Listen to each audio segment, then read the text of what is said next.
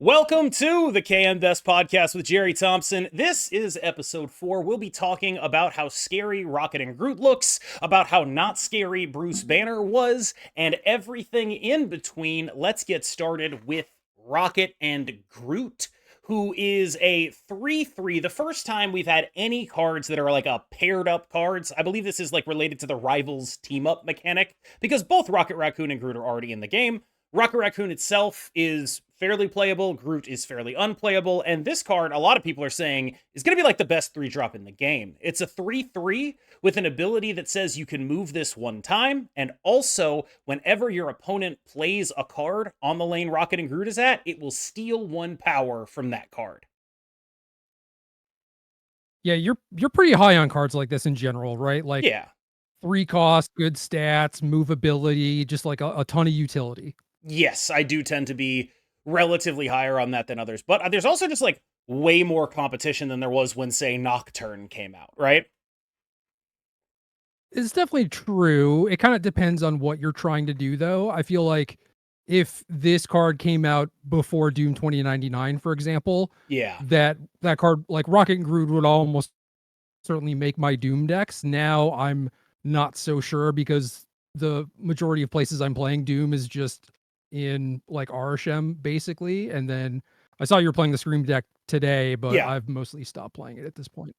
I actually, it's worth tangenting here because I posted a video on the all-in Doom deck, and in the comments, someone was like, didn't you just go on a podcast yelling about how it's never right to Psylocke into this stuff? And I actually, like, I don't know how I'm supposed to engage with this stuff. Like, normally you're supposed to ignore that. I was like, no, actually, here's what I did say. It was wrong. It's wrong to do that on day one. It's very much wronger to do it the earlier it is because of how prepared people are going to be for it. So the more you're accelerating into this thing everyone is prepared for, the worse it is for you.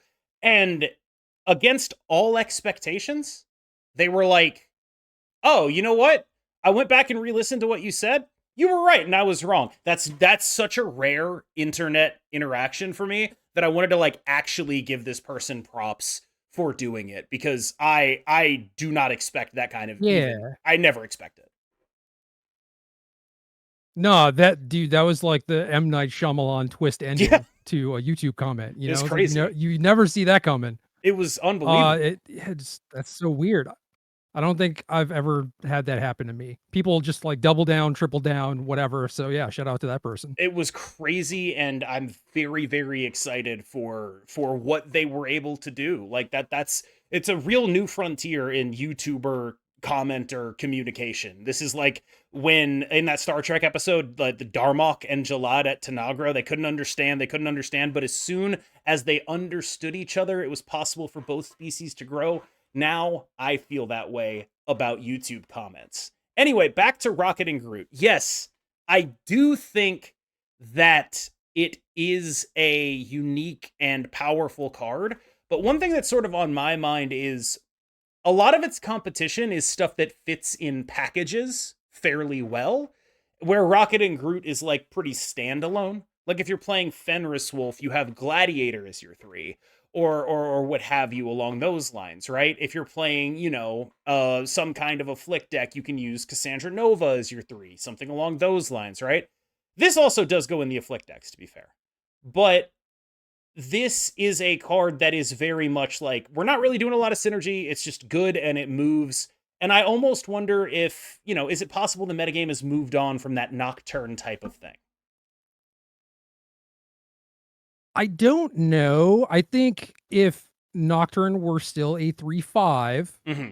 we would probably still be playing her, at least to some degree, right? But Yes. yeah, 3/4, it's kind of hard to guess how things would have shaken out. And I don't know. I think I underrated Nocturne a lot in the beginning, and looking at this card, it seems like Rocket and Groot compares favorably to Nocturne, but that could just be me still potentially like underrating her even at her starting 3/5 stat line. I'm not sure, but like I imagine that Rocket and Groot is going to tag something, Yeah. right? And at that point, you're getting a 3/5 worth of power with the move, and then the threat of doing that more and more, right? So I feel like this card is quite a bit better than she was, even. So I think the game has also come a long way since then, but I don't know. I feel like the card is quite strong. I think it is too. It's just like there's a lot of competition now that didn't exist then. We have Copycat. We understand how good Red Guardian is. It's been a good Red Guardian meta for like 2 years now, basically, even though he's only been out for like one. Like this is Yeah. a very competitive slot. And while I do think it's likely that it does end up positive, I do want to point out you brought up something that I think is actually pretty interesting, right? Which is this card is pretty terrible into Doom 2099. And I don't know if that's what you intended to bring up, but once you mentioned 2099, it got me thinking like, oh yeah, doesn't this card super suck against Doom 2099 into Doctor Doom? Isn't it just not doing anything there? I wouldn't say it's not doing anything. I mean, especially if you can guess like which location your opponent's going to play on. Again, you're still ending up with like 3-5 stat line. That's Yeah. not terrible. And then you have the ability to switch lanes, and Doom is pretty good at doing like 20-20-20 Yes. effectively, but not very good at like 30-30-0. So having the move on that card is going to help you pick and choose which lanes you want to try and attack, right? So I don't think it's the worst thing ever, but yeah, you could certainly do better, especially when you're looking at a lot of the other threes that exist. Right. And that's the thing. It's like, how many cases are there going to be that you can't do better? And I think when I think about the fail case for this card, it being less good than people think it is we still have to run Red Guardian. We're just like priced into it. And this card ends up being good against the move bounce decks and other bounce decks and bad against the the Doom 2099 decks. And I think that's kind of exactly what the metagame needs right now is a card that is like reasonably good against the bounce decks, but not very good against the mid-range decks. That's good, and we want that. I'm wondering, because this card definitely gets better against decks that are playing more cards. It like Oh yeah. obviously it gets better in that situation. It's probably not enough to swing move bounce matchups when they're popping off, but they're not always popping off. And so I do kind of wonder if this is like the kind of thing that you just like, they play a Madam Web, you don't have your Red Guardian, but you just chuck this in the Madam Web lane and start tagging stuff, and then hopefully you can figure it out from there. Like, that seems pretty plausible to me. Yeah, I could totally buy that. I mean, like move bounce specifically is a little bit tougher Mm-hmm. because like presumably you are not going to tag like the first Human Torch activation, right? You might get it on the way back down or something, but at that point I think that they're far outscaling what Rocket and Groot can provide you. And then if you're getting like, Ghost Spiders, Iron Fist, whatever, like those sorts of things, it's like that's not really what they're winning on Mm-hmm. a lot of the time. It certainly helps, but like ultimately your thing is competing with Human Torch and Dagger and whatnot, and I feel like you get outsized there, so you probably need something else. I don't think you can just rely on that card. Yeah, weirdly, the place this card seems absolutely the best is again if like you're a mid-rangey type deck running up against normal bounce. Because normal bounce, this card is like a 311 or something. Like it's just very, very, very big and very good. It's like a 311 that moves. You put it in the lane they're playing a bunch of stuff in. It's just really strong. It's almost bad for this card that the dominant mode of bounce is the kind of bounce that this card does not want to see. And I think Yeah. that this is the kind of card that would be able to. It drags every mid range deck just a little bit closer because the premise of every bounce deck is I'm going over the top of you. You can't compete on points. This drags every deck that goes in it closer to the point threshold by dragging bounce down and dragging it up. And so in order to make those matchups not profitable for the bounce player, the mid-range decks are really going to have to be outputting points. I don't expect that to happen. Move bounce is still probably going to be really good. But we are seeing a little bit of a resurgence in like bounce decks right now. We're seeing like the pseudo bounce deck with Havoc, which isn't actually playing any bounce cards, but it's the same sort of premise of like, I'm going to go very tall into Doom 2099. And I think this card will perhaps strip those out of the metagame, leaving only move bounce. I could totally buy that. And I definitely agree with you where bounce kind of just like edged out a lot of the mid-range decks that Mm-hmm. were at least the ones that like cared about putting out points versus like decimating your entire board or whatever, Yeah. right? And if you're getting like a 3-9, 3-11 out of this thing, then yeah, like it is doing its job. It is closing that gap, just like you mentioned. And I think it's going to be really good at that. But other than this resurgence of kind of like small ball decks, like you're talking about, it doesn't really seem like those decks have been good for quite a bit because the move stuff specifically, I think, is just like very good at scaling compared to I don't know, bouncing your Silver Sable or whatever. Is this probably like, I feel like we've got to talk about the move stuff because it's sort of been like this, I don't know, sort of Damocles hanging over the high level meta where it's just like the move bounce deck is so very clearly the best thing to be doing according to every single person in like the top 50. And there's other stuff you can do. It's just, it doesn't always match up. And the reason you can do that other stuff is because people get bored with playing move bounce and want to play other stuff. And if you had to play move bounce all the time, it'd be really terrible. And a lot of the stuff that we can call viable simply wouldn't be. Like if this was a tournament world, it would be mostly move bounce. And that is the kind of problem they dodge by not having tournaments and not caring about it. It allows them to balance for the median rather than balancing for the very high end, because I can't prove that I'm right about this. I think I am. I'm pretty sure. But there are no tournaments with which for me to prove that. I can't prove it. And so they can say, well, the deck doesn't have very good stats because everyone else doesn't know how to play it, and they'll be right. I wonder what the theory has to be here, though, because I can tell you that I've noticed that play at the top level of Infinite has dropped off dramatically, and I think a lot of that is because the best deck has been the best deck for 4 months. There just hasn't been a lot of movement in there. It's just been like, do you want to play move bounce or do you not? And I kind of wish they'd pay a little bit of attention to the high levels, even though I understand why it makes more sense for them to balance towards the middle. So before this, I was watching you stream, Mhm. and it did seem like your queue times were a little bit longer. Was that true, or was I like gaslighting I myself? think you're gaslighting yourself a little bit. The Q thing is, the Q is pretty reasonably able to compensate for it. What I'm using as my base here is I don't have to put in nearly as much work to maintain a high rank as I used to because a lot of the people I was competing with quit. Okay, so you're just playing against a wider spread of numbers versus Yeah. like double single digit people. Yeah, just a wider spread of numbers, and a lot of like the seriously good high level grinders that I'm friends with are taking breaks and things like that. It's never been easier to get a good rank in this game. It just literally never has been. And Yes. mm, Mm, I I was gonna speak to the move stuff if you want me to. go nuts.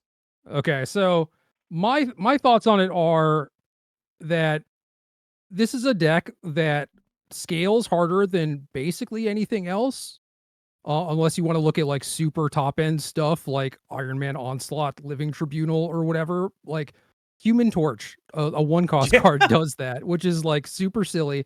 And Move also has the added benefit of just allowing you to put your cards wherever you want effectively. Obviously, a little bit more goes into it than that, but Madam Web kind of makes it trivial. A lot of the bounce cards makes it kind of trivial. So not only do you have this massive amount of power output potential, but basically on the final turn, you get to pick where to allocate those points, right? And both of those things, I think, make it very difficult for your opponent. And the other one has like the ability to make it so that their tech card does not necessarily work. It's like, oh, I think that they're going to Shadow King this lane or Shang-Chi this lane or whatever, and you just distribute it effectively in a way that you think is going to win. And all of that seems like very scary and very bad, which is basically true, but it is also an A plus B deck where you do kind of have to draw your cards in the right order. So that aspect of it can be very frustrating to both play with and against, where it's like, oh, my opponent nut drew me again when you're the opponent. Or when you are playing it, it's like, oh, I never get like these good draws. I always have to work for it or whatever.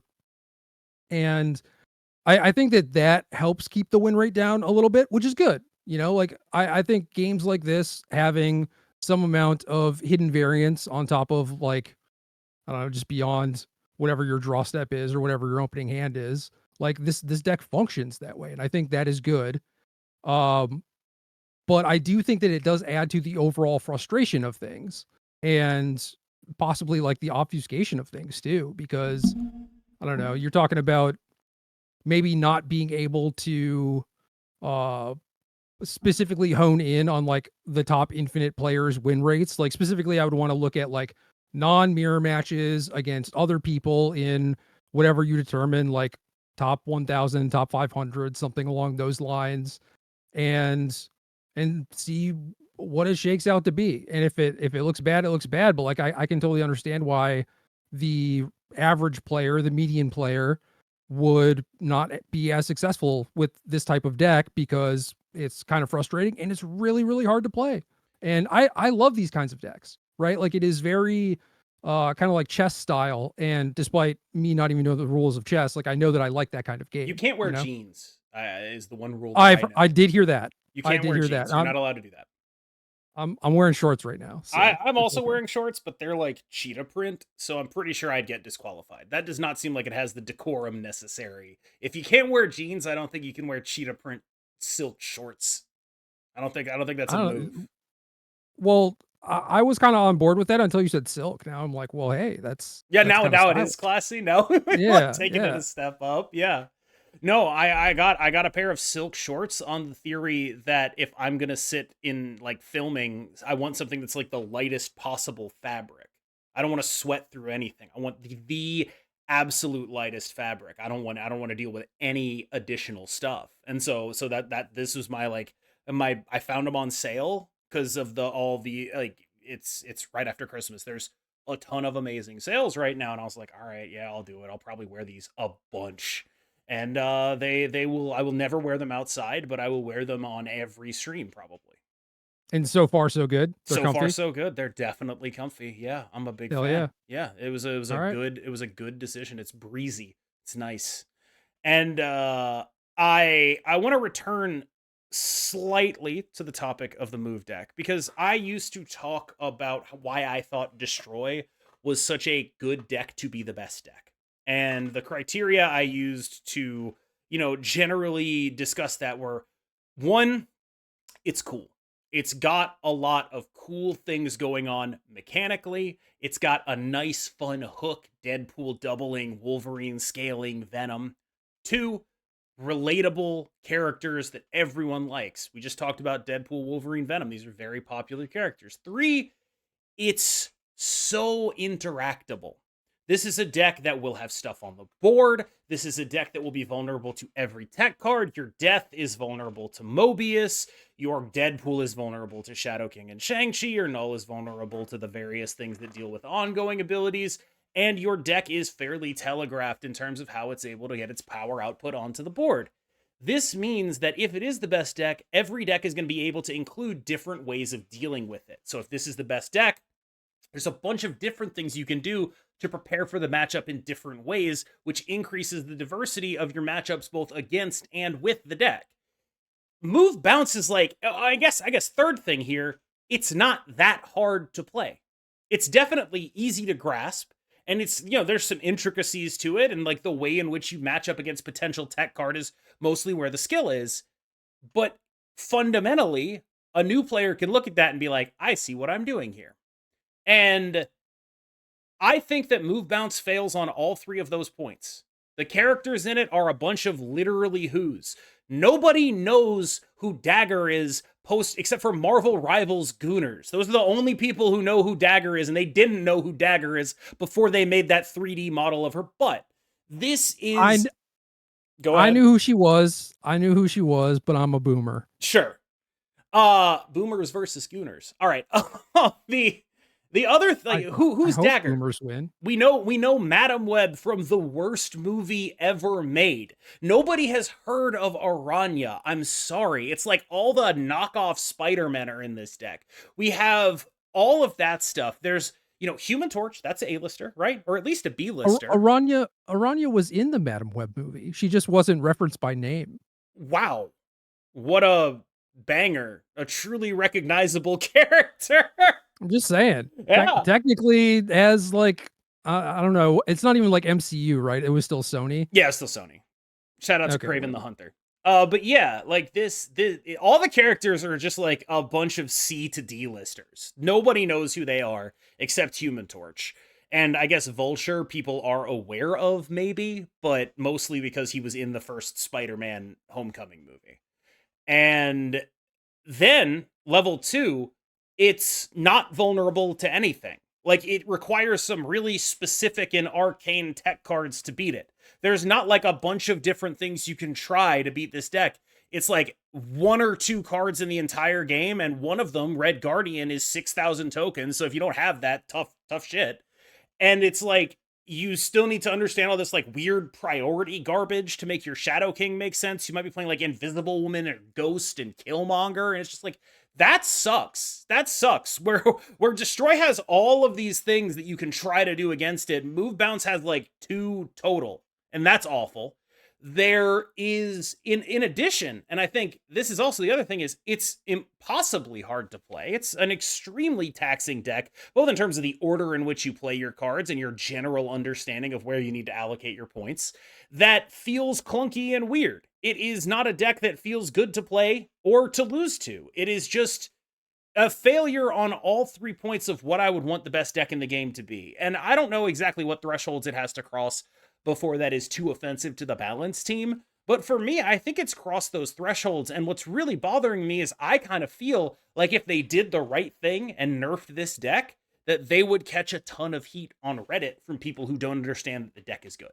Yeah, I agree with that too. Like we haven't gotten to a point where like people are complaining about it on Reddit. So is it actually a problem? And you're talking about maybe the top 50 players in Infinite do think it is a problem. Yes. But does that actually matter? Right. And the answer is probably not, but it's like, I think it matters long term more than you'd think because of the stagnation it causes in content creators who overwhelmingly trend towards the top of the ladder.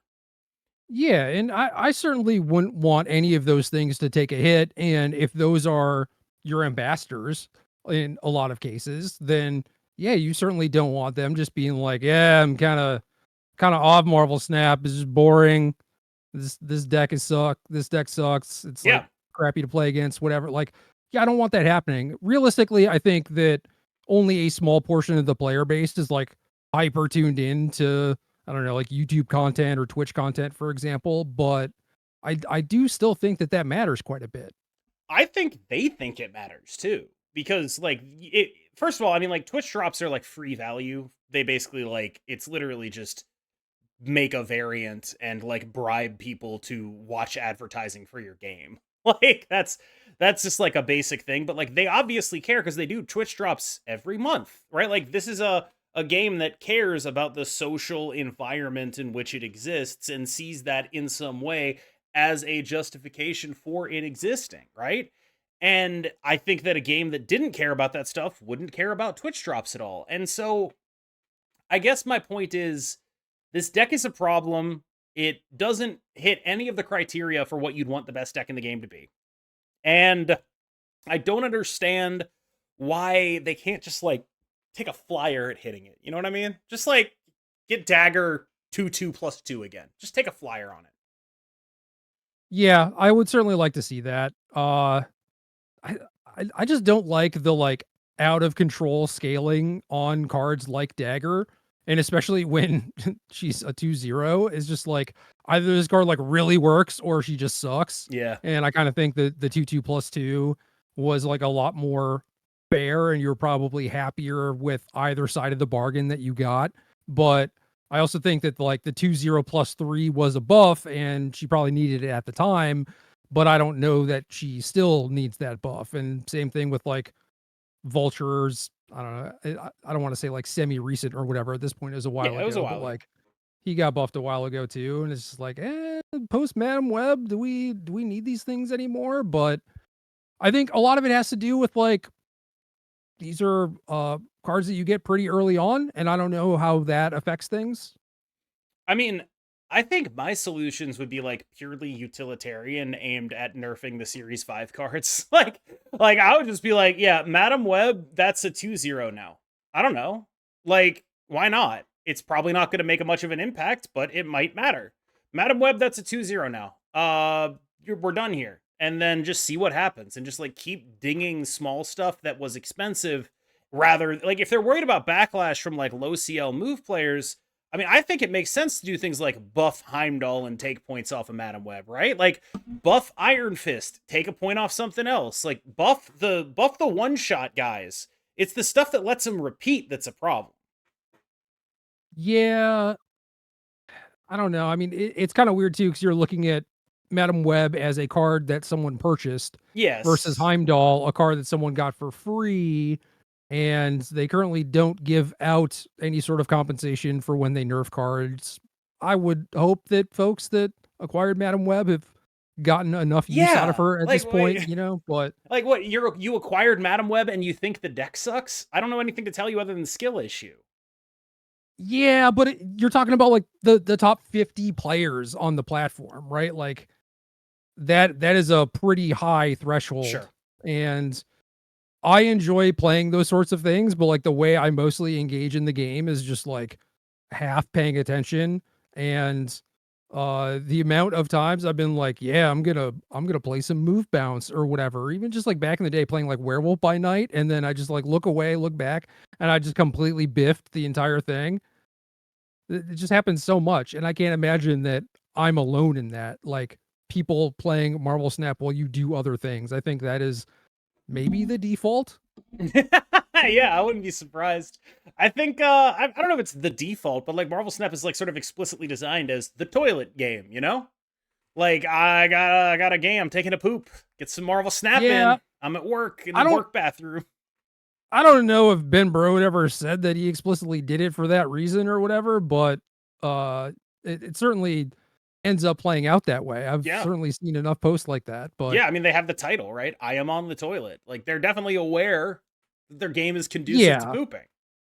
Yeah, I mean, they also have the I Survive Nexus events title, so like they're pretty plugged into like community sentiment stuff around when it happens, Yeah, right? but like plugged in a way that only allows them to wink at it. Like I am normally not someone who goes in for like they're laughing in our faces. How could they make that Nexus event title and then also try to monetize it? I usually don't go in for that. Like the people that got mad at the Wambulance doodle in the Deadpool's diner, my take on that was that's pretty funny. Like that's a fun gag. And if you get mad at it, you're kind of proving that you need the wave. That's pretty funny. All right, that was my take. But Yeah, just don't take it too seriously because I don't think they are either. I think that's the thing though. Like this sort of there's a really awesome comic panel from I'm blanking the name right now and I'm going to be so mad at myself for blanking the name. It's in Immortal Thor. It's the guy who did Immortal Hulk. I am 100% blanking his name. He is extremely good and one of my favorite comic writers of all time and I'm really pissed off that I'm missing it. But it's a panel of a character called Dario Agger, the Minotaur. And he is this author's metaphor for capitalism. And by that I mean he is literally a very rich CEO who turned into a bull and repeatedly,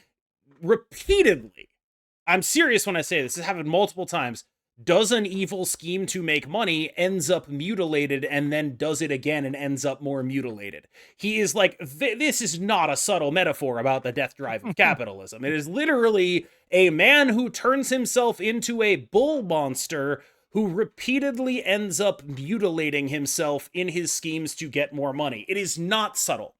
Anyway, this What character, continue. what does the late stage Minotaur look like?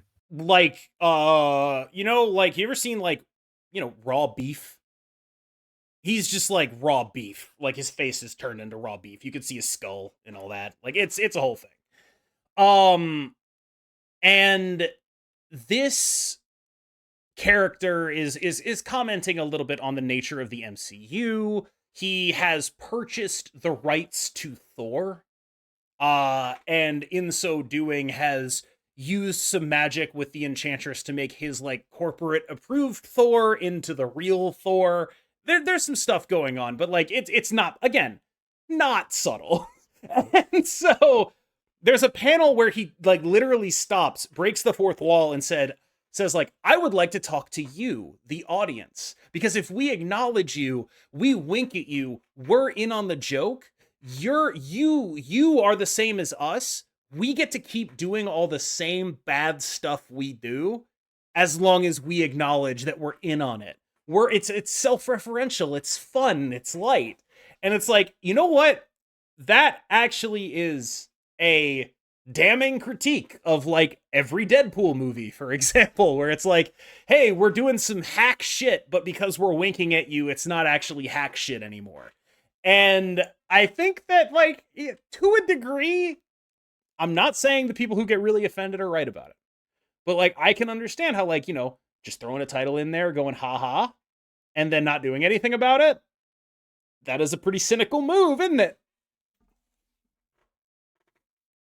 I think it's okay. I think like you really need to know kind of what the temperature is when you do something like that, because you never know for sure whether or not it is too soon. Yes.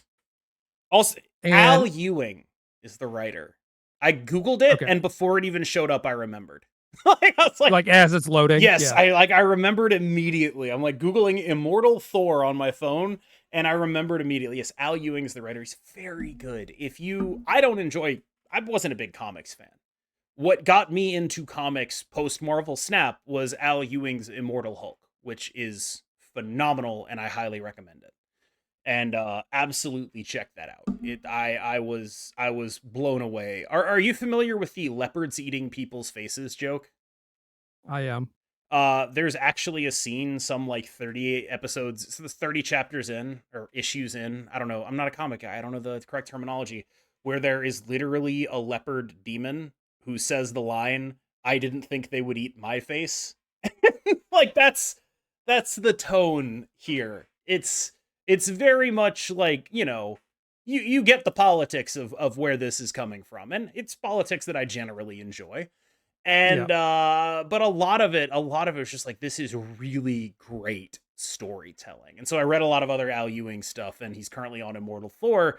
But the number one thing that I really liked about him was just like the character of Dario Agger, and everything that guy does is it's so good. I want that guy in Marvel Snap. I'm like the only guy who knows who he is, probably, but I want it bad.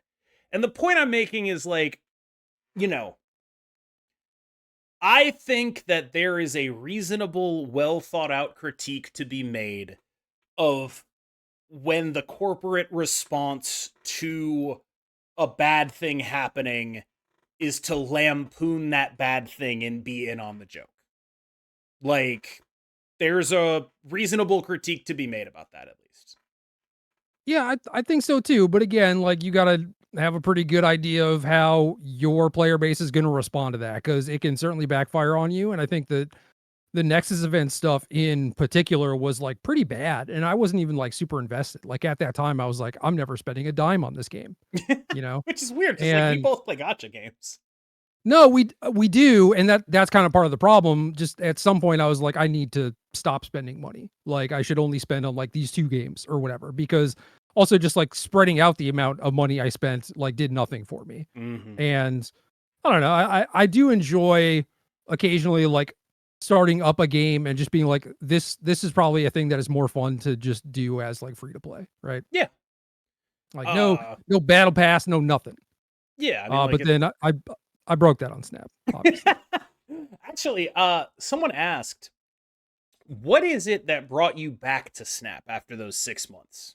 What is it that you were like, I'm missing in my life? Was it the short games? What exactly were you? What was the appeal that like so many people don't ever come back?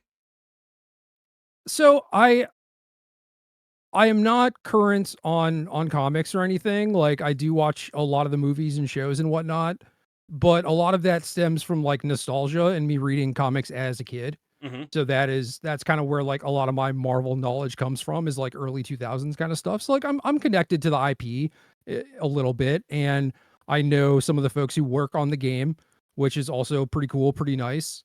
And I think the game is genuinely very good. So it wasn't like, all right, F this, I'm off it, I'm never coming back. I was just like, I'm not really feeling it right now. And I think things just got to a point where I must have just had more bandwidth for some Sure. reason. Like, I think a couple years ago, not January of this year. No, maybe it was January of this year. I think like the year before, I just had like nothing going on, Mm-hmm. basically. And so maybe it was around that time where it was like a bunch of stuff fell off, and I was just like, oh, I need ways to fill my time. And it was just like, It's open up my there. phone and like the game is there. Yep. I start going back to like old games. I have a folder on my phone that is not on my homepage, but like the next page over, which is basically like dead gotcha games, like games that I've stopped playing. Have you I guess I should ask, have you played any of the Pokemon game? The Pokemon TCG Pocket? I have. What are Aren't we your friends? general thoughts? Yeah, we are friends, but Aren't I we don't know how friends much on you Pocket? play. I don't know if you actually Oh, play or if you just like log on and open your packs. yeah. Okay. So I mostly hate the I don't know, like You the hate the heads up gameplay, gaming. really? It's like if I was gonna make an app like that, it would be so much uh I don't know, just like crisper and cleaner, like snappier. I hate saying that when we're on a Marvel Snap podcast, but you know what I mean? You know, like it's like you go to open a pack and it says it's time to open a pack. And it's like, yeah, I know. Yes. What are we doing? There's so many UI problems with that game. Like the deck builder sucks. Yeah, Every why can't I time, sort by literally anything? Why can't I type out card name? Like, why dude, do it's only 20, it's 20 cards and you can't like show them all on the screen at the same time. Like, I it's all have to bad. instead of taking a screenshot of the deck, I have to, whenever I post the deck on Twitter, go to a third party service to make a screenshot. Like I cannot screenshot a deck.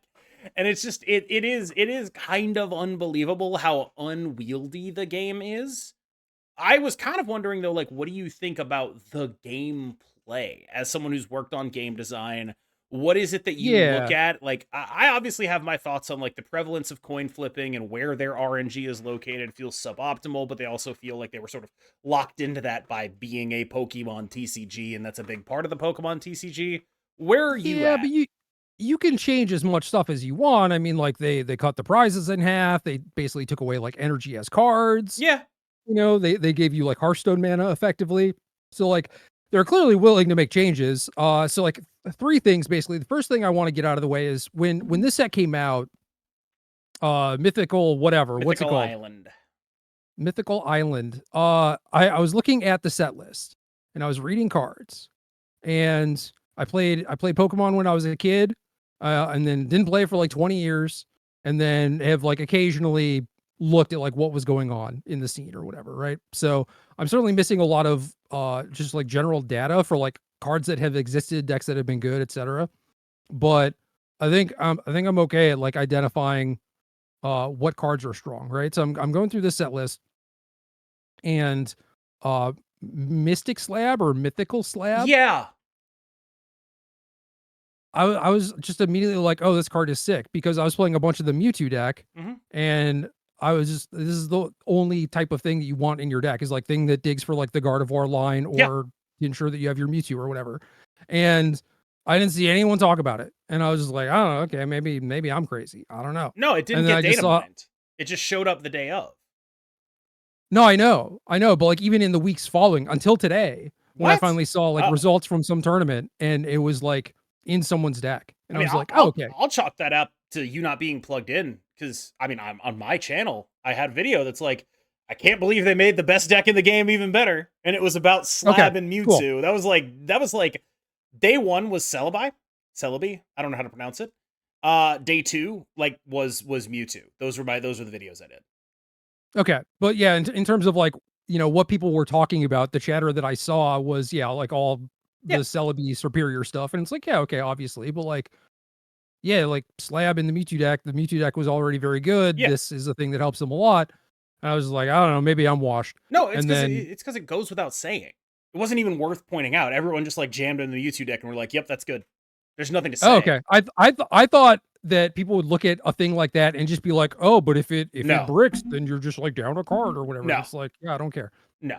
Like, So I enjoy things like that, like reading reading the cards and like thinking about decks and whatnot, and uh then trying to play the actual games. And I'm just like, this kind of sucks because a lot of it is fairly matchup dependent, and it's basically like whether or not your deck is capable of hitting like specific breakpoints, and you can build your yes. deck to be able to be good at hitting certain things. But then if you get the wrong kind of matchup, it's just like, well, I get notched effectively. And There are very I think few good decks that are perfect into everything. yeah. Yeah, exactly. I think that's a good thing, but it just means that the things that like swing matchups aren't necessarily about like how well you play or whatever. It's just like my thing is really good at dealing 110 and your thing has 120. Yep. And this is frustrating because I built my deck to beat everything else. or whatever. So I've played maybe 20 games on their ladder or whatever, but I've done a bunch of the like I don't know, beat up on bots for booster pack tickets or whatever, like that Yeah. stuff's kind of fun. Yeah. Uh and then the other thing was the Gyarados, where I just remember reading it and being like, okay, that seems kind of strong, and then Mhm. just immediately moving off because I opened my 10 packs, didn't open any Gyaradoses, so I was like, all right, never gonna be able to play with this because this is one of those games where I'm like, I'm literally never spending money because I don't play. Yeah. I'll log on and open some packs, whatever. But I was talking to a friend of mine. He was just like, "Oh yeah, that card seems really bad," and he's a person who like follows the Pokemon stuff a decent amount. And I was like, "Okay, maybe I'm washed." And then I saw like your thing where you're just like, "Gyarados is the best deck" or whatever. I was like, It "Oh, is. It cool." is like statistically, as of right now, as far as I'm aware, it's the best deck. I do think people have sort of adapted to it. Because a lot of the sample size is like from the weekend Gyarados broke out. And so obviously on the weekend it's the breakout deck. It's like very obviously doing really good stuff as people like adapted to it by putting a bunch of stuff that blows up the backline Magikarp in their decks basically. And just being like, yeah, Mhm. nice try. Evolve your 30 HP Pokemon. I'm Blitzeling it. I'm Electabuzzing it. It's over, right? I'm Hitmonleeing it. As people adapted, it became like, okay, this is a lot more reasonable and balanced. But the actual card Gyarados, if you can get to the card Gyarados, is like Mewtwo with 30 more HP. And it's like, oh, yeah, I can see how that's good. Yeah, I mean, I also just like the fact that it can like randomly disrupt them. You also get to play Misty. Yeah. Just a lot of cool things going for it. But in terms of like the actual game dev, like their RNG is like post decision. I don't remember the exact way to describe this in like game designer terms or whatever, but it's basically like for most games you draw your card, that's your RNG, and then you make decisions. But Pokemon, a lot of it also is like you do all your stuff, you make your attack, you flip your coin, and it's like crap, now I have no agency after I figure out whether or not your thing is paralyzed, right? And that Yeah. that is the thing that I think is very frustrating for most people. Like coin flipping just existing. Yeah. Coin flipping being on Misty, I think is like pretty tolerable. Card's pretty messed up, probably wouldn't make it, but whatever. Uh and Moltres also does that too. It's like flip 3. That card is so busted, but Yeah, fire is so bad that like it's fine. right. It's such a messed up card Yeah, but though. like but that's the thing is like now they just have to design around this card the Forever. entire time. Yes. Same thing with Misty. So kind of silly, but yeah, I think that is Pokemon's main problem in terms of coin flipping. And I don't mind the, putting your stuff to sleep, paralyzing things, whatever. I think all of that is fine. Uh, the thing that really weirds me out is that the game is new, and I get that these have been around for a while, but like you cut the prizes in half and your first set launched with EX cards. It is a weird thing, right? Like It's bizarre to so me, it's man. what has defined what this game is about, right? Because like I actually feel like not having EX Pokemon gives such greater depth to their system. But because EX Pokemon exist and they're worth 2 prizes, everything is about the breakpoint to knock out your opponent's EX. It's Right. all about that. And So go ahead. imagine this game without EXs. Obviously, Yeah. you have some other things to facilitate, like there would be different like Arcanines and Charizards or whatever. Mhm.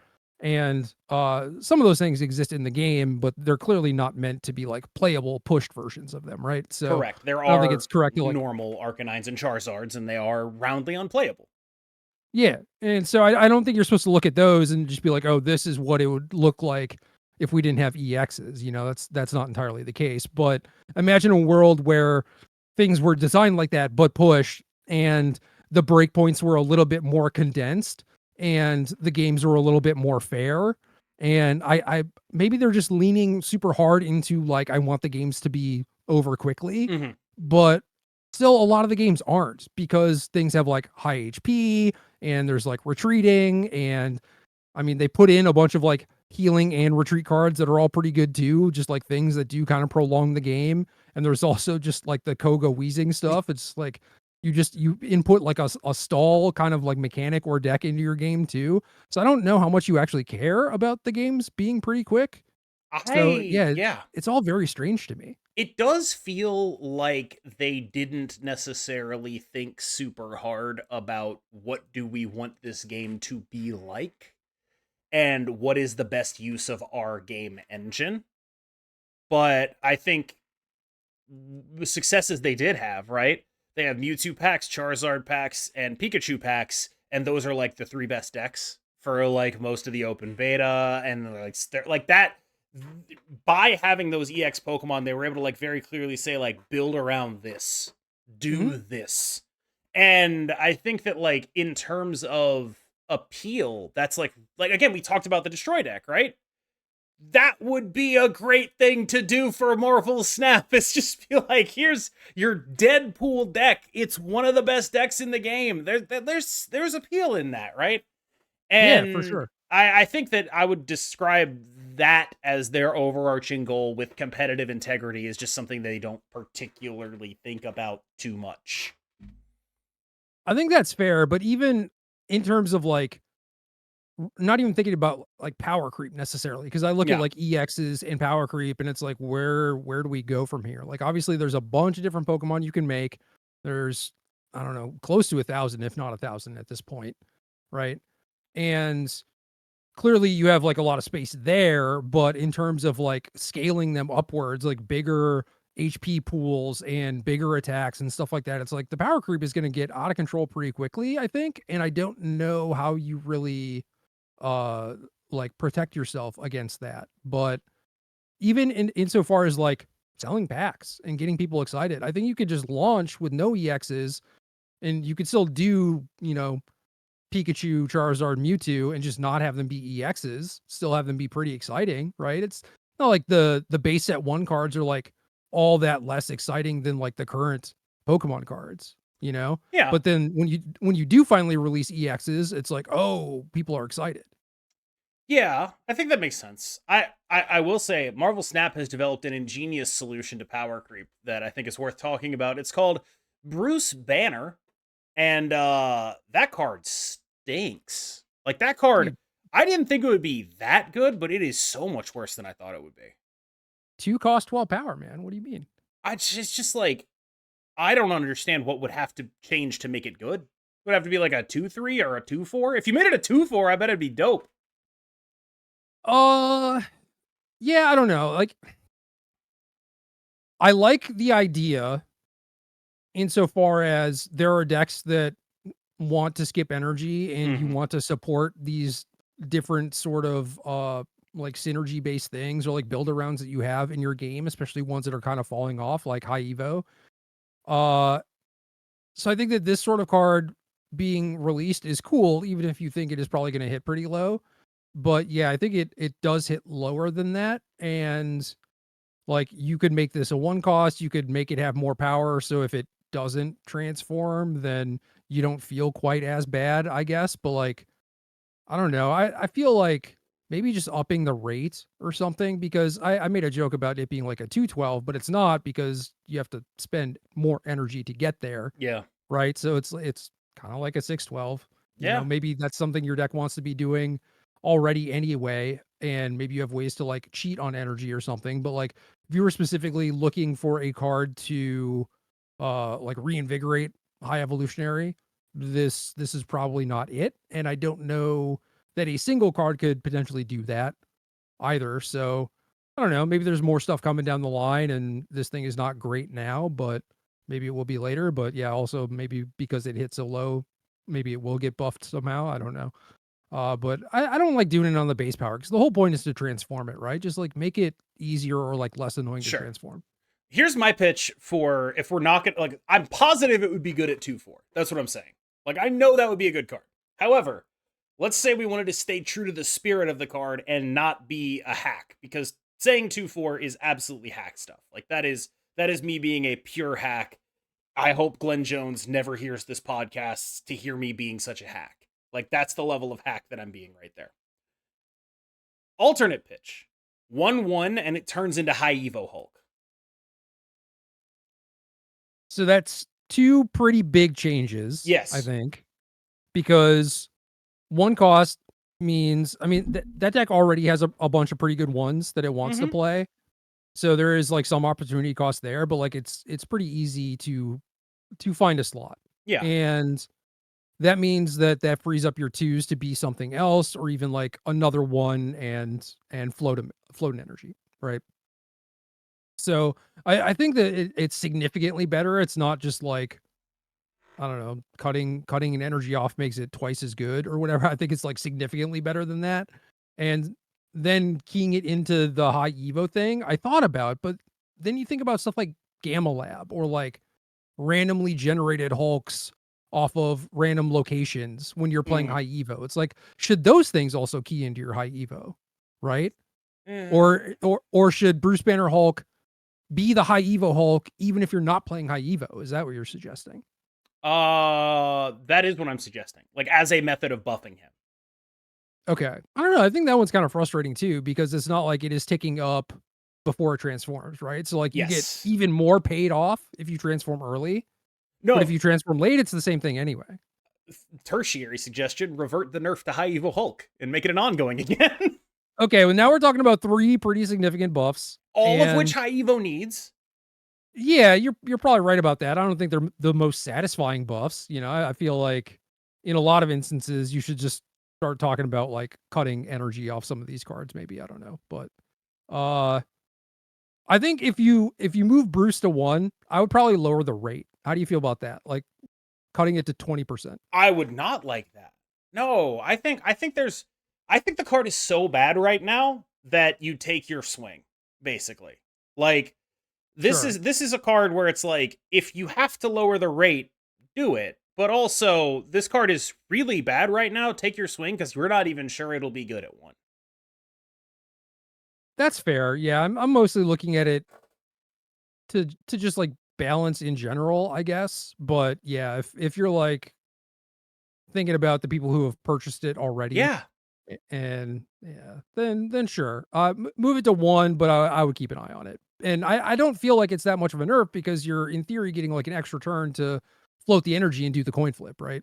Yes, but I also think that like this card is already bad, and if we're trying to explicitly make it significantly better, we should try to do that and not half step it because we're worried about going too far. Because one of the benefits of Marvel Snap is that if you do, you can fix it. And if a card Yeah. becomes a problem, it's usually really obvious. People get really mad at you. The only downside is like if they like U.S. Agent, Hydra Bob, if they add Bruce Banner to that list, like I realize that they feel, or at least they have stated, as far as I'm aware, that they want people to feel like they're gonna buff these cards, like that should impact people's purchases. Is like, look, if this card sucks, we still want you to be happy with it. It can't be too bad, right? Every time they've done it, it's resulted in a lot of backlash, and I kind of want to know if they still actually believe that. Like, Hydra Bob's been a lot of backlash. U.S. Agent, there was a lot of backlash, although there were some unrelated things there. This is a this is the kind of thing where it is the right balance move, but unfortunately the balance space is being infringed on by the very bad method of card acquisition. That means that no one will be able to get this card if it ends up getting buffed. And Yeah. that's like throwing money away because, oh, we just buffed this card, go pick it up. Great sales tactic. Like you're just doing this for no reason. You're not only are you like you're buffing something to make it more desirable that people have no way to access. And you're doing it purely to maintain a promise of we don't want these cards to hit that low. And it just feels like at a certain point that's a negative EV play.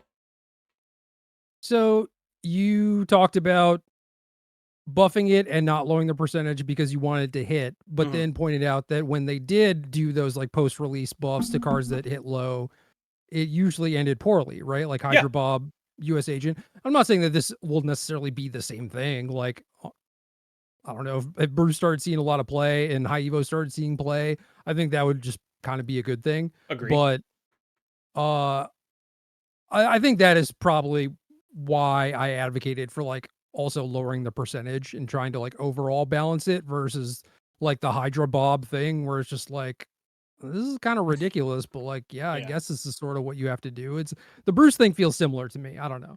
Well, I think a lot of it is that Hydra Bob is generically good, while Bruce is specifically good. And Bruce is specifically good in an archetype that desperately needs it, whereas Hydra Bob is generically good in 50 archetypes that don't. Like, Yeah. if Hydra Bob got nerfed, every archetype that's playing it would just replace it with either a utility card or another good one drop, right? Like, as long as everyone else is on the same page as them, like, it's not actually a big deal to lose Hydra Bob as long as everyone else does too. And whereas Bruce is like this very specific card for a very specific archetype that needs more help than I can even process. Like, I don't know. My other pitch for High Evo is just have High Evo add a power to every High Evo card. Like, in addition to everything it does now. Yeah, I don't know that it necessarily gets it there, but that is the sort of like welcome change that Yeah. it would take, because those cards, when High Evo came out, like those versions, like the powered up Cyclops, powered up Hulk, whatever, like those things were like good for the time. Like you mostly just get that like better rates than those on normal cards these days, right? Yes. So yeah, the High Evo stuff needs to have a serious look taken at it, at least if they care. You Yeah, know, it is just one card, sort of, but it's not though. Like, I it's know not just that's one the thing. card.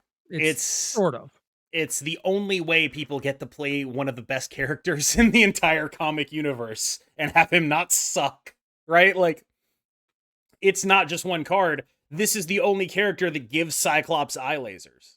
Like, it's it. And it's like, this is a card that I feel like deserves a lot of attention and has not gotten a lot of attention. I think a lot of people talk about Kang in terms of like just like what the hell's going on there, and deservedly so.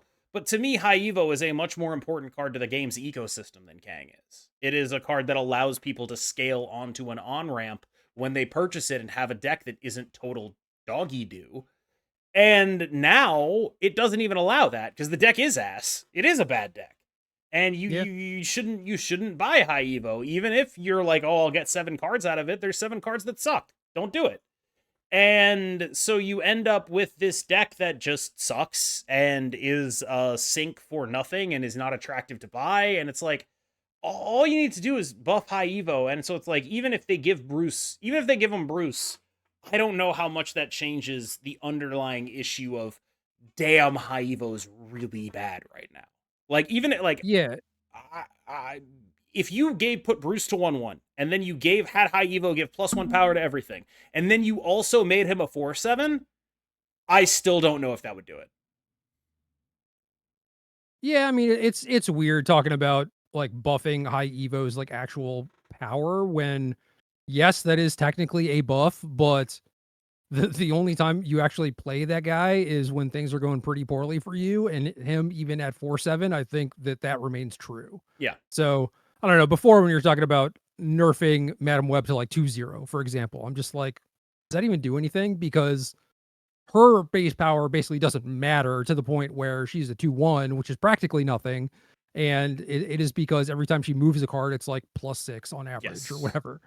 I don't for the record, the Madam Web thing, I doubt it would matter a lot, but there would be X percentage of games in which that would matter, and every little bit I can shave off is helpful. Yeah, and I do agree with that. It's just in terms of like it being meaningful in a vacuum, I don't think so. But Yeah. yeah, if you're talking about that, plus also reverting dagger, plus Yeah. also nickel and diming them where you can. It's like, yeah, Yes. that changes it. I Yeah. don't know how much it moves the needle, but it does move the needle. Because it feels bad, in my opinion, to release a card like Madam Web and then nerf the payoffs to Madam Web. Like, she's why. She's the reason Human Torch and Vulture and them are problems right now. It's not them.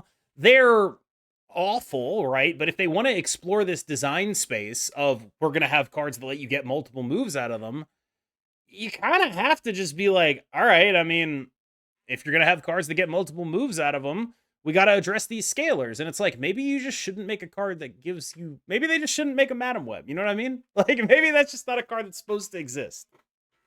I mean, given how things are now, maybe, but I think if you look at the original design of the move payoffs, like specifically Torch, Dagger, and Vulture, I think that they're inverted to a degree of where they should. I don't think the one that doubles its power should be the 1 cost one. That's true, you know? actually. But like it kind of Like, has to be the one cost one so you can sell the dream of like you get this down early and then start doubling a bunch of stuff. right, but how many times do you need to double it? You Yeah. know? And like how many times is it worth it versus like say you swapped Vulture and Human Torch to some Okay. degree. So maybe it's like a 3-3 or a 3-4 and you basically have to do less work to get the same amount of power. It's just like it takes more to do on the front end. And because it's not like, oh, Iron Fist into this thing, bounce them twice. It's if it's more to upkeep that sort of thing, it is difficult to have it be repeatable. And it just Yeah. it doesn't make sense for the cheap one to have the best output. You know what I mean? Yes. I'm imagining that flip and it would be like Human Torch would go to like 1/2 plus 3 per move. It's sort of like what a 1/1 Vulture would be like, right? Like 1/2 plus 3 every time you move it, and then Vulture would be like a 3/3 or 3/4 double double double. Yeah, I could see that. That is something that would be worth trying, maybe, but it seems like a pretty big swing to take. No, I know, but I'm saying that, like that's probably how it should have been day one. Yeah. But when we were playing in beta, for example, it was like there were much bigger fish to fry Yeah. than Human Torch, Yes. and even something as simple as like getting Ghost Spider later. And I think she also got buffed too. Like, didn't she launch at 2-3 or She something? did. She launched at 2/3, maybe the most unplayable season pass card of all time. Yeah. So, uh, her launching at 1. Now we have Aranya. We have Madam Web. We have Toxin in addition to like Beast and Falcon, right? So like you have a bunch of enablers and a bunch of pick me up cards, and Ghost Spider got moved down to 1 cost. Like all these cards are super cheap, right? Like every move bounce deck list you post, it just like caps at 3, right? Yep. Most expensive card in the deck is Beast or Frigga. Yeah, and that seems like an issue. Also, the fact that Frigga is like so totally dog shit everywhere else, but like explicitly in move bounce is like 35 power. It's just like, all right, guys, like you need to stop making cards that make this deck better. Like it's time to stop allowing people to go like, ha, here's my giant Human Torch. It's 16 power. I'll move it off of a Madam Web, play Frigga on it, and then Toxin it and get it back to hand. And then my final turn is 232 power human. Stop. Stop letting that happen. Stop letting the double card be 1 cost. Sure. Maybe that's the pitch we need to make. Maybe that's like the petition we need to start, you know? Like petition to swap Vulture and Human Torch. We'll get it on it's not change.org. That's what it is. Mm, We'll get it on yeah. change. I was Start going to say collecting signatures and yeah. Yeah, I was going to say GoFundMe. It's like that's not the right website for what I was trying to say. I don't know, that might work too, honestly. I would love some money. You just buy second dinner, you can do whatever you want, right? Right. Yeah, that's definitely a thing that seems financially feasible for me, a man who makes money making silly videos on card games. That's what the GoFundMe's for. Duh. Yeah, we'll just crowdfund second dinner, insert me into the balance team, and then I will make all of the terrible decisions that I talk about, like 2/4 Bruce Banner. That should really get everyone going. That should get you excited as a viewer to have me purchase second dinner and be the new Ben Brode. You should hear that. You should be like, wow, what a genius. What an incredible not hack that man is. I think the only things that would be good are like Jund cards. Yeah. Just cards that are like generically good everywhere, I and would that is print, just yeah, a season of Nocturnes. except for when the Minotaur comes out, and it's just like, Yeah. damn. Yeah, I would justify that with flavor. Like his whole thing is numbers are big and it's good to have a big number so you win. So flavor wise, it makes sense that he's totally busted, this guy you've never heard of. Yeah, you nerf the Human Torch, and then you print the Minotaur as the Human Torch, and you sell it. Yes. God, we're so good at this. We're You just actually gotta get that money back. You we're gotta the pay back those GoFundMe people. just, just strip it for parts. Just Yeah. absolutely strip it for parts. Yeah, no, that's my plan. It's gonna happen. GoFundMe.com/do not enter this actual URL in your browser. It's probably a virus. that actually sort of brings me to one topic at the end that I wanted to talk about, which is I've gotten some questions. KM, what happened to the Snapshot? Is the Snapshot podcast dead?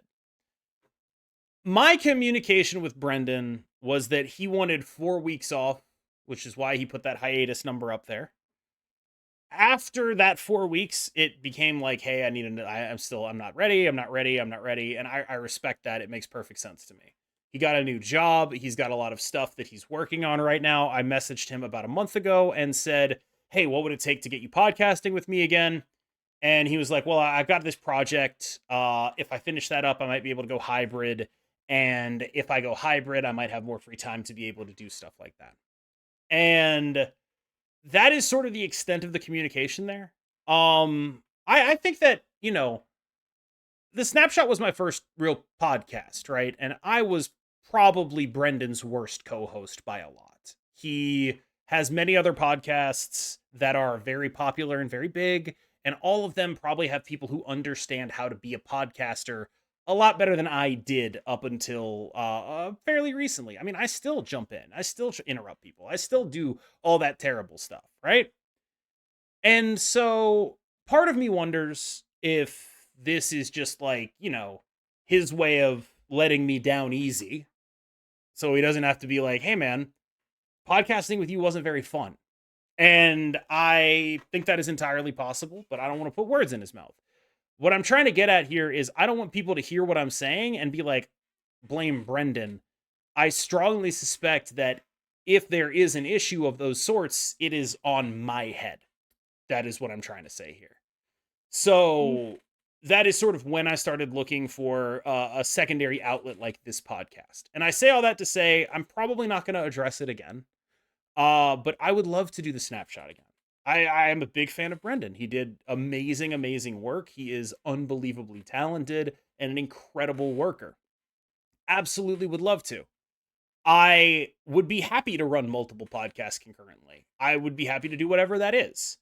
That said, I have no knowledge of if and when the Snapshot will be back. That is not my purview. The reason I started a new podcast instead of taking that branding is because when we talked about it, I was very clear this was his thing. It belongs to him. And I don't think it is right for me to try to take that, even if it has a built-in audience, and use it for me and sort of run his name through the mud. That seems like the wrong thing to do. And if I'm going to sit here and interrupt people, it's going to be on a podcast with my name on it. God damn it. Anyway, that is all. Oh yeah, go. I have a take on this. So this is outside looking in, right? But like I am, I don't know, not the person who, like I'm not your self-conscious. I'm not like the person who like beats you up or whatever. Sure. So maybe I'm looking at this from like the other side of things where I see you in a better light than you even see yourself. I don't know. Not hard. I feel like regardless of outcome, I think that Brennan means well. I don't think that like anything is malicious on his end whatsoever. And I don't think that any of it is like, oh, you're a bad co-host or like this is him letting you down easy or whatever. It's just, dude, life busy. Happens. Like that is the Occam's razor explanation is my boy's just busy, Yeah. But I did want to like give some voice to the guy in my head who's like, hey man, it's actually because you fucking suck at podcasting, which is like not necessarily the healthiest voice to feed, but it is like an actual plausible explanation. And I basically just want to make sure that everyone knows that it's 100% not Brendan's fault is really what I'm trying to get at here. Like, if anything, it is my failure as a podcaster to make the podcast something that he would go out of his way to make time for even in a busy day, right? Like, that is sort of how I think about it. No. Okay. Like, I stopped playing Snap not because I disliked it, but just because I don't know, there wasn't a whole lot going on. There wasn't a whole lot to do. I wasn't as like impassioned about it. And it was just like I could just like not click on this every day.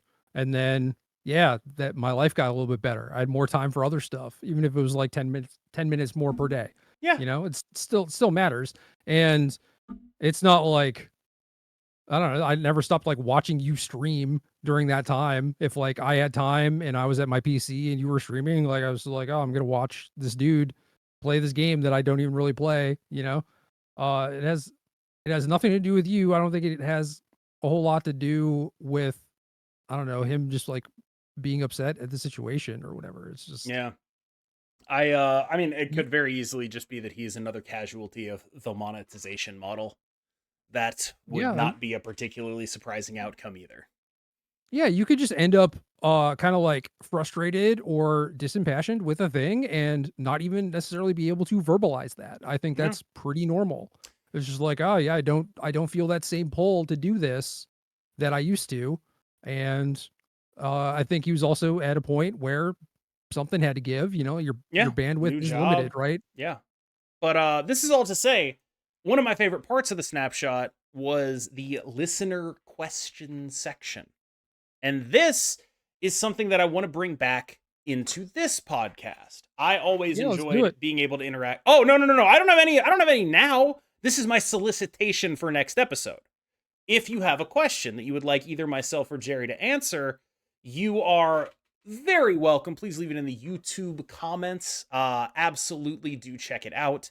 And we will be trying to do a little bit of a mailbag section on each of these podcasts as far as I am concerned. I think that was a thing that was very fun for me, a really enjoyable piece of interacting with the community. And because the response has been so overwhelming to, like, for these podcasts, like, we're basically getting the same views that the Snapshot used to get on episodes 1, 2, and 3 of a podcast that has a fresh YouTube channel, which is crazy to me. It's unbelievable. And because of that, I want to solicit.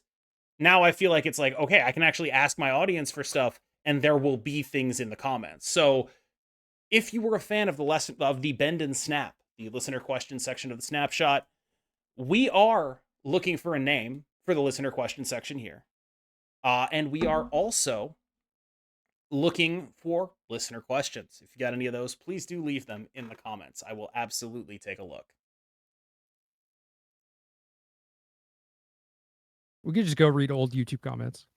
I can't, because if I tab off, your face disappears from what I'm recording. Oh, I could. Okay. Can Yeah, I go. scroll the YouTube comments? Yes, you can scroll the YouTube comments. Is that allowed? I haven't looked I for have. I respond to stuff sometimes. I'm a YouTuber. We've yeah, actually you're a professional. I not. try to not go on the internet. It's scary out there. Yeah, that's a weird decision from a guy who records himself for like 4 hours a week and puts it on the internet. You know? Yeah, but I don't know. It's I'm mostly hanging out with friends, you know? And then I post it. I post it and ignore it. Yeah. I mean, hey, look, I had that breakthrough with the YouTube commenter earlier. Maybe the times are changing. You know? Maybe All people right. are.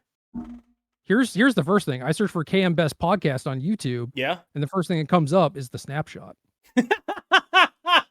Brutal. Yeah. Brutal. I mean, we've got a large legacy to live up to.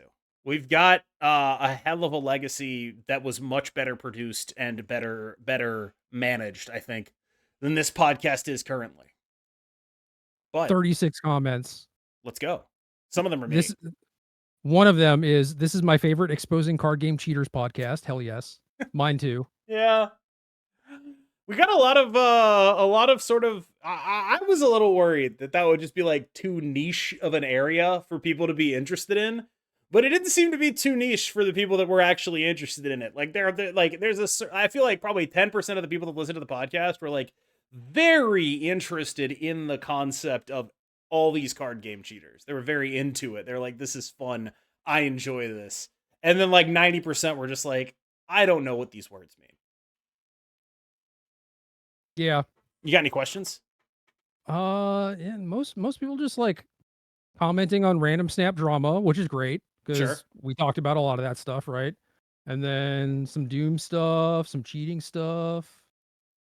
A couple places where I didn't know what the acronym means when we were talking about cheating. I wonder.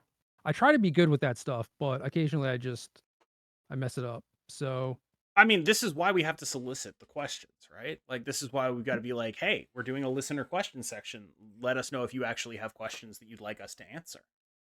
No, I know, but yeah, this is good feedback. This is not a question, it's just good feedback. I guess good. That's also good. We'll take that too. Yeah, I get. I think some feedback we might get is, we don't need a section of inside baseball for 15 minutes on the end of your podcast where you just talk about like it's now a podcast about the podcast. Probably less than ideal.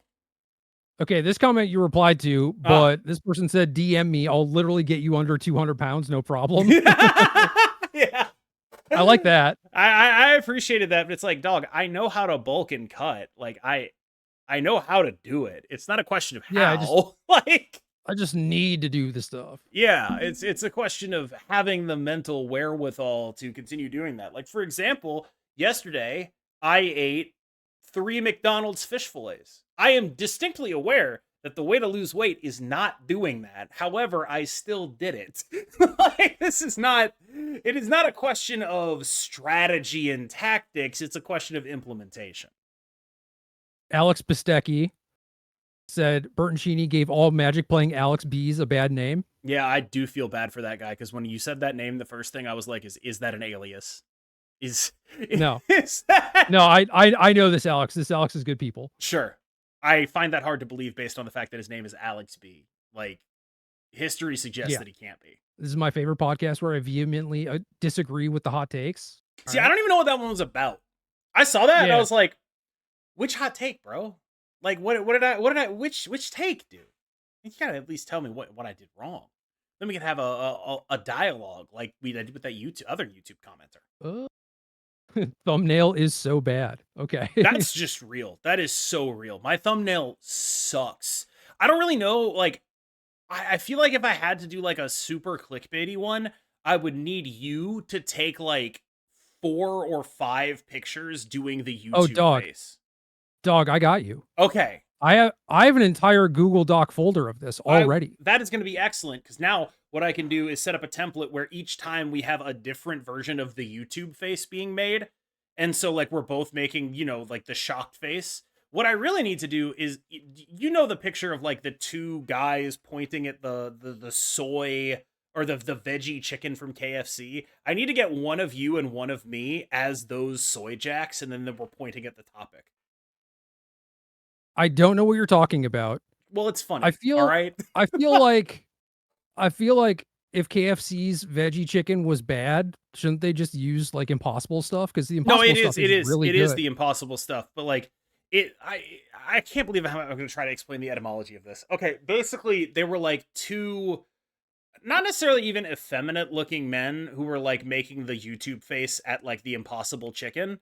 And this became like a right-wing thing where it's like, this is what liberal men look like. And then they got eventually traced into soy jacks, which are Wojacks, but soy, the little MS Paint guys with the just like are effectively lines on a page. Sure. And so they are like probably the most famous soy jacks is a tracing of these 2 dudes pointing like, ooh, at the thing behind them. It comes from the KFC Impossible chicken or whatever. Okay. I just went on Google Drive and tried to find this folder of the stupid YouTube faces. Yes. That Brian and I took in like 2016 when we're like, yeah, we're going to do a bunch of YouTube stuff. And then we did for like a month and then quit. Well, that has a lot of, that bodes well for this podcast, I think. That you saying that makes me feel so good about the month of work that we've done, So even in that instance, I kept showing up. Sure. He and I still did the podcast and it did go really well. It was just committing to do things on YouTube was a lot of work. Yeah. And I didn't want to do that. But the showing up and hanging out with my friend part, I can do. Yeah, I am relatively good at cut rate YouTube stuff. I'm not good at actually making thumbnails people want to click on, but I can make a thumbnail. That's my skill set. I got it going for me.